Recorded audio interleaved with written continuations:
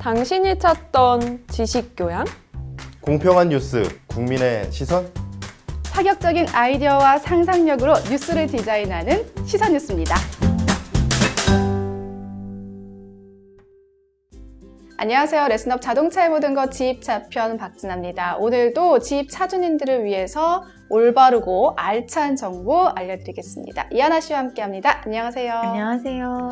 그동안 우리가 화물차 종류 굉장히 많이 알아봤었잖아요. 그래서 오늘은 이 화물차를 안전하게 운전하는 방법, 그리고 또 관리법, 또 지입차주님들이 실제로 운전을 하다가 이 승용차 운전자들에게 부탁하고 싶은 말들, 이런 걸 좀 이렇게 모아봤어요. 네. 그 중에 가장 먼저 관리법에 대해서 좀 알아볼까 하는데, 가장 중요한 게 뭐가 있죠? 굉장히 많지만 그 중에서도 화물차를 처음 몰아보시는 분들이 많잖아요.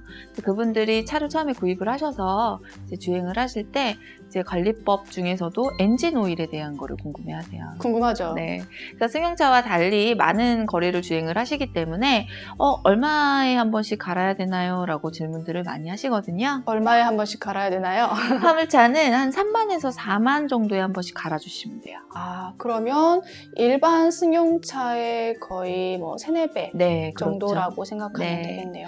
그 정도로 갈아주시면 뭐 크게 문제 없이 안전하게 운행을 하실 수 있으실 거예요. 엔진오일 교환 주기가 3에서 4만 정도 된다. 그렇죠. 이렇게 생각하고 이렇게 붙여놓으셔도 처음에는 헷갈릴 네. 수 있으니까 붙여놓으셔도 좋을 것 같아요.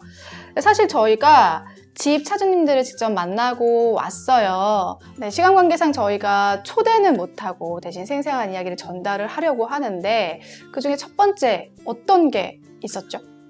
일단 첫 번째 가장 힘들어 하시고 주의를 요하는 부분이요. 승용차 운전자들에 대한 당부 말씀이었어요.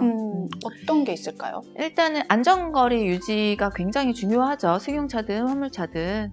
근데 어쨌든 화물차인 경우에는 뒤에 짐을 이제 무겁게 가득 싣고 가는 경우들이 거의 대부분이라, 승용차는 앞에서 급하게 끼어들기를 한다면 그 브레이크를 밟아서 화물차에 비해 쉽게 이제 제동을 할 수가 있잖아요. 화물차인 경우에는 밀리는 거리가 승용차에 비해 굉장히 더 많단 말이에요.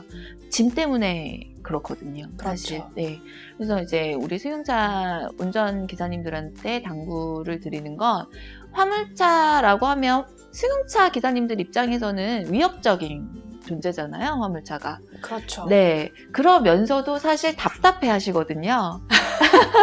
정확합니다. 네. 뭐, 진아 씨도 운전을 해보셔서 네. 알고, 저 또한 그렇고, 사실 화물차가 앞에 가고 있으면 시야도 가릴 뿐더러 속도가 승용차만큼 빠르지 못하기 때문에 굉장히 답답해 하면서 끼어들기를 하는 경우들이 굉장히 많아요.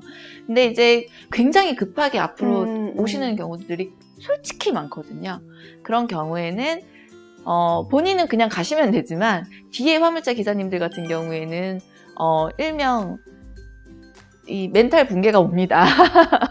그래서 뒤에 뭐 사고가 이어지지 않더라도 뒤에 싣고 있는 짐들이 무너지는 경우들도 있고요. 갑자기 쏟아져서 싣고 있는 짐들이 윙 밖이나 화물차 밖으로 떨어지는 경우들도 있어요. 급브레이크를 밟게 되면요. 그러니까 굉장히 위험한 일이거든요. 그래서 본인이 답답해서 이제 빨리 가고 싶은 마음에 이제 끼어들기를 하는 건 저도 사실 그렇기 때문에 이해는 하지만, 너무 급하게 바로 끼어들기를 한다면 뒤에 오고 있는 화물차인 경우에는 큰 사고로 이루어질 수 있다는 점을 꼭 인지를 해주셨으면 좋겠어요. 맞아요. 너무 지금 공감 갈 수 있는 말을 해주셨던 것 같아요. 많이 공감하실 거예요. 근데 그 과정이 잘못됐다는 건 아니지만, 아무래도 화물차와 화물차 사이에 그렇게 갈 때는 이 화물차로 인해서 나까지 위험해질 수가 있거든요. 그래서 그런 끼어들기를 할 때 조금만 더 조심해줬으면 좋겠다, 이런 말이고, 더불어서 사실 화물차 운전자들도 좀 거치신 분들이 있기는 하거든요. 그렇죠. 승용차 운전자들은 또 그거를 바랍니다. 안전하게 안전운전 해주시길 바랍니다. 텃세 좀 부리지 마세요. 오늘 아주 공감도 큰데요.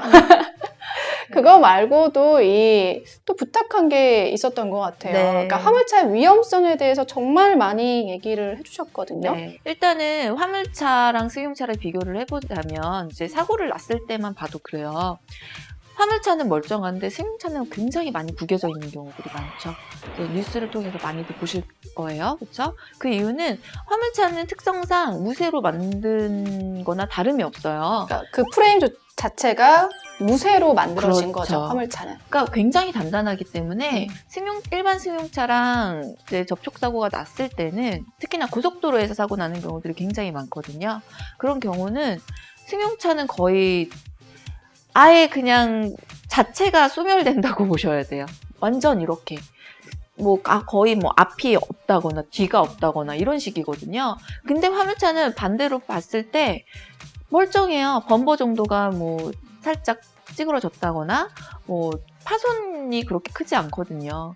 그만큼 큰 사고로 이루어질 수도 있고 화물차에 비해 승용차 기사님들이 훨씬 더 큰 피해를 입기 때문에 서로 조심을 하면서 운행을 하는 게 맞지 않을까 싶습니다. 그 이야기를 좀 이어가자면 어떤 사조님이 이런 말을 하셨어요. 이제 예전 구형 화물차 같은 경우는 안전바를 정말 꼭 해야 되는데 이것 좀 우리 차주들 꼭 기억했으면 좋겠다 이런 말을 하셨거든요. 그게 어떤 의미인지 좀 설명 좀 부탁드릴게요. 이제 구형 차량이 같은 이제 화물차 같은 경우에 그러니까 구형이든 신형이든 범퍼가 높은 차량들이 있어요. 그렇죠. 범퍼가 이렇게 높은 거죠. 차체 자체가 높아서 사실 이제 승용차랑 승용차와 사고가 이어졌을 때